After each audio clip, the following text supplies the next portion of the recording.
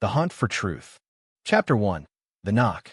Jackson Reed settled into the creaking wooden chair on the porch of his newly purchased hunting lodge, tucked miles deep into the Pine Hollow woods. A mug of fresh black coffee steamed between his fingers, and the low golden sunlight filtered through towering pines, casting long shadows on the forest floor. Birds chirped lazily overhead, and the only interruption was the rustling of leaves from a distant breeze.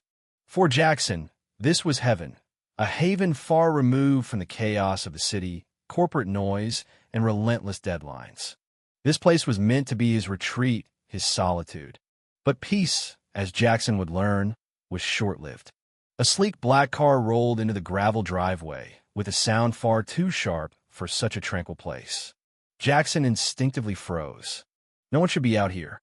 The nearest town was 15 miles away, and even the local rangers rarely ventured this deep unless it was hunting season. Out stepped a woman. Tailored blazer, pencil skirt, clipboard in hand. Her name, as she'd soon announced with pride, was Linda Hartley. Jackson knew the type. The kind who spoke in corporate acronyms and treated every interaction like a power play. She looked wildly out of place against the rustic backdrop. Before Jackson could even get to the door, she was already knocking with the urgency of someone collecting debts. Reluctantly, Jackson opened it. "Hi, I'm Linda," she said with a practiced smile. "I'm here on behalf of the Whispering Pines Homeowners Association. You got outstanding dues." "I'm sorry," Jackson blinked. "Homeowners Association?" She pushed a thick stack of papers toward him. "You owe $3,000. 30 days to pay, or we pursue legal action." Jackson was stunned. "I bought this place for the isolation. There's no HOA out here. This isn't some cul-de-sac development. It's all in the fine print," Linda said sweetly, the smile never reaching her eyes. "You should have read your contract." His jaw tightened. "I didn't see anything about an HOA. This can't be real." "The HOA has jurisdiction over every parcel in this area," she insisted. "Non-compliance leads to liens, legal fees, and potential foreclosure." The coffee in Jackson's hand had long gone cold. As Linda walked away, she tossed over her shoulder, "I'll be back in a week. You don't want this to escalate." Chapter 2. The Warning. Back inside, Jackson rifled through the paperwork. Nothing made sense. The language was vague, citations non-existent, and the HOA charter looked like something printed from a home computer. He felt the first pulse of suspicion. This wasn't just odd. It was orchestrated. The next knock came within the hour. A man in work boots and a faded contractor badge stood at the door. "Name's Mitch. Look, I know this is sudden, but you need to understand, they're not after dues. They're after your land." Jackson stepped aside, wary but curious. Mitch explained, "They've been quietly pressuring landowners like you to sell. When that doesn't work, they fabricate violations. Most full." Jackson gritted his teeth. "This is extortion. It's worse than that," Mitch said. "They're backed by powerful people. Developers, investors, even city council members." Chapter 3. Deeper Waters. Over the next week, Jackson buried himself in research. County records, land surveys, old news archives. What he found made his stomach churn. Dozens of properties in Pine Hollow had been bought by shell companies, all traced back to a single name, Marcus Devlin, a developer infamous for pushing through controversial projects. And Linda Hartley? Her LinkedIn profile showed past employment with Devlin Holdings. She wasn't just a representative, she was an enforcer. With help from a local attorney and Mitch's intel, Jackson mapped out the web of corruption. Bogus HOAs, forged charters, and a pipeline of land grabs designed to funnel property into Devlin's control. Then came the anonymous call. "Jackson," the voice said, trembling, "you need to dig into Linda's financials. She's more than she seems. She's been laundering through those dues." "Who is this?" "Let's just say I'm someone who made the mistake of trusting her." Look into her ties to Devlin. And fast. Chapter 4. The Hacker. Jackson needed help. Enter Riley, a cybersecurity expert recommended by the attorney. Young, brilliant, and always 2 steps ahead of any firewall.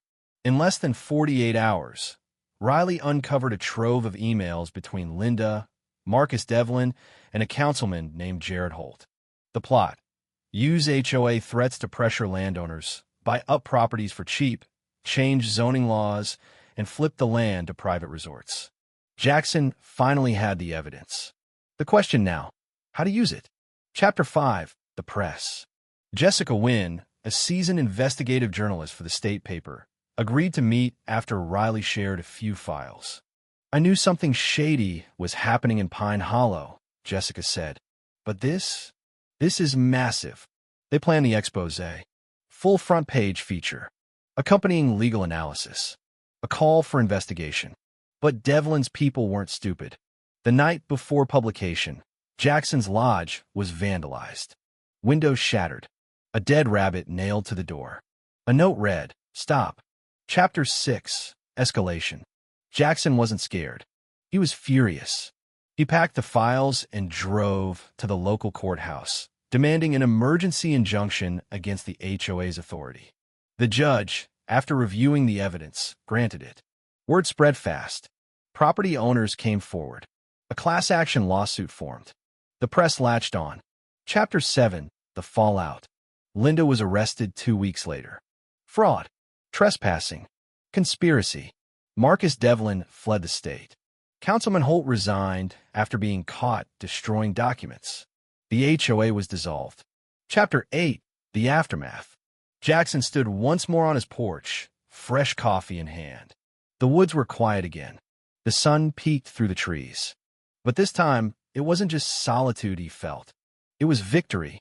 He had faced down corruption, exposed a criminal enterprise, and saved not just his land, but a whole community. And it all started with a knock on the door. Chapter 9: Aftershocks. Weeks passed, but the reverberations of Jackson's stand against the HOA and Devlin's empire were far from over. Jessica's expose had gone viral. News vans lined the once-forgotten forest roads. National outlets began reporting on the broader trend of fake HOAs being used as a front for real estate fraud.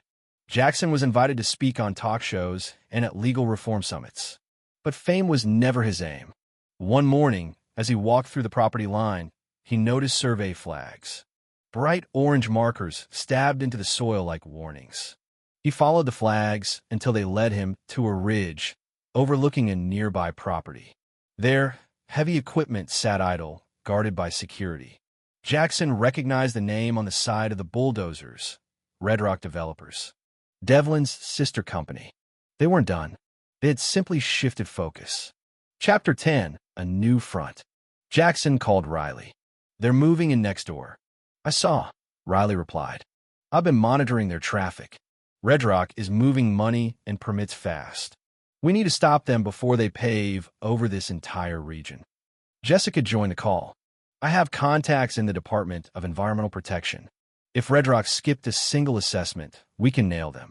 The war wasn't over. The battlefield had just expanded. Jackson, Jessica, Riley, and a growing network of whistleblowers, environmentalists, and defiant property owners formed what the press would later call the Pine Hollow Coalition.